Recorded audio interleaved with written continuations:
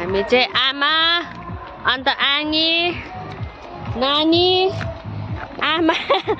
बिहा खानु गएको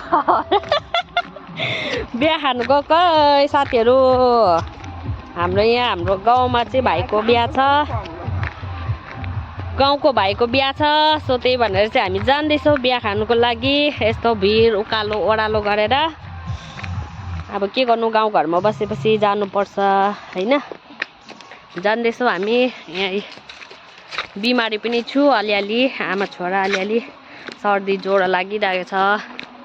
नजरा चाहिँ यस्तो छ खोलाको हामी चाहिँ जान्दैछौँ भेटौँला अहिले